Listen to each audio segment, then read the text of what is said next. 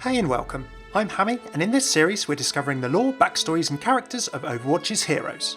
In this video we're looking at Arisa's story, a new protector of Numbani built on the shoulders, literally, of the giants that came before her.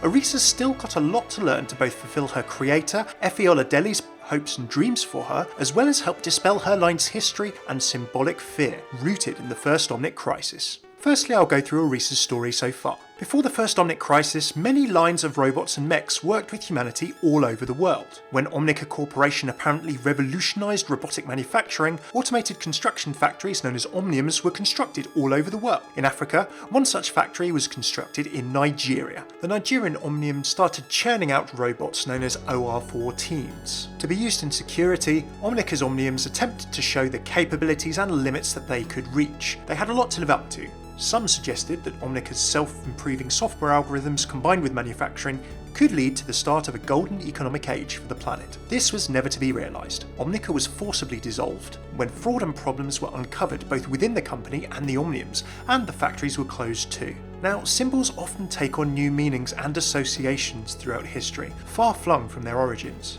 In the ancient Indian language of Sanskrit, for example, the word swastika means well-being. The symbol has been widely used by Hindus, Buddhists and Jains for centuries and centuries, and is commonly assumed to be an Indian sign. In Western civilization in the last century, however, it was sadly moved far from its origins. Many robot and mech designs in the Overwatch world seem to have suffered a similar fate as their symbolic intent was changed by the Omnic Crisis. Take the Bastion unit. Once a security and peacekeeping robot, this became an infamous symbol of the suffering.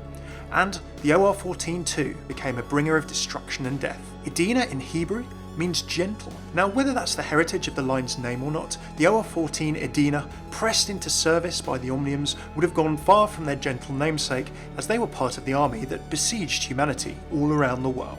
After the Omnic Crisis finished, these symbols of the crisis could no longer serve in their originally designed roles. People just wouldn't stand for it. Various models used by the Omnics were taken out of production, with any remaining units being destroyed or decommissioned. The OR-14, like the Bastion, befell this fate. Omnic fortunes had varied in the decades following the crisis. Some became monks, striving for meaning in this new order and world. Other Omnics were used as labour, build cities and then driven underground. In places such as Australia, they were given their own land to live on, and some have even become film stars and noted film directors. As Omnics and humans found their way to try and coexist, some humans and Omnics took it to the next level, with Numbani, the city of Harmony, becoming known as a place where Omnics and humans coexisted, and the benefits were reaped in terms of massive technological advancement. However, as the world fell safe again, and Overwatch, after 2 decades of world peace, finally fell into disgrace and collapse around 5 or 6 years ago from the present day, new threats have begun to emerge to world peace. In Numbani, following attacks by Doomfist, the city had to look to its own defence, and the OR-14 programme was recommissioned to try and provide protection for the city. The new unit, the OR-15, showed reasonable results for a short time before a catastrophic battle in Numbani's international airport saw them horrifically defeated by a resurgent Doomfist. After this, most citizens gave up on the OR-15. The programme was scrapped, with remaining units being sold off. One young girl, however, an eyewitness to the events of that day, was inspired by the robots and hadn't given up hope on them just yet. Oladere witnessed the attack in person and decided that she wanted to make a difference. An 11-year-old prodigy in robotics, artificial intelligence and other engineering disciplines, had already shown her skills in winning the coveted Genius Grant from the Adawe Foundation. Putting her skills to work, using most of her grant money, and with understanding and open-minded help from her parents, she acquired a decommissioned OR-15 and started getting to work on upgrades. Lots of better programming and a custom personality module later, Ify described it as giving the OR-15s a heart, and decided to name her creation Arisa.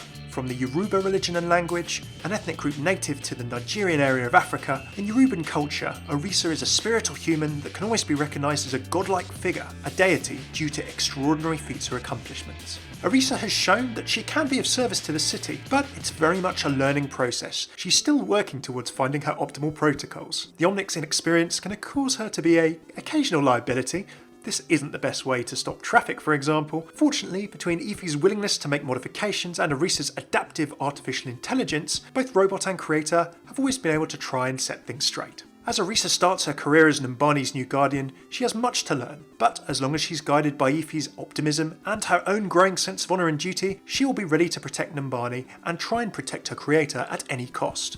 Arisa certainly has the kit to make a difference, with her fusion driver weapon able to fire a hail of projectiles, a mini set of graviton charges to move enemies around, protective barriers to shield people in areas, and the ability to resist action impairing effects whilst boosting her team's damage with her supercharger. There's some serious tanking and supporting kit that the Omnic has at her disposal. As a second Omnic Crisis appears to be sweeping the world, and with the threat of Doomfist still hovering over Numbani, with the Doomfist missing from a secure escort in the city too, it looks like Arisa and her human creator may have to get to work on refining her skills pretty sharpish. Thanks for tuning in to my Arisa lore summary. I usually do these with hero interactions and voice lines too. Check out all of those in the playlist here. Arisa's voice lines and interactions will follow just as soon as I can access the files. If you like this vid, do throw me a like, sub or comment, it really helps me out. For more Overwatch series, check out the playlist and the rest of the channel.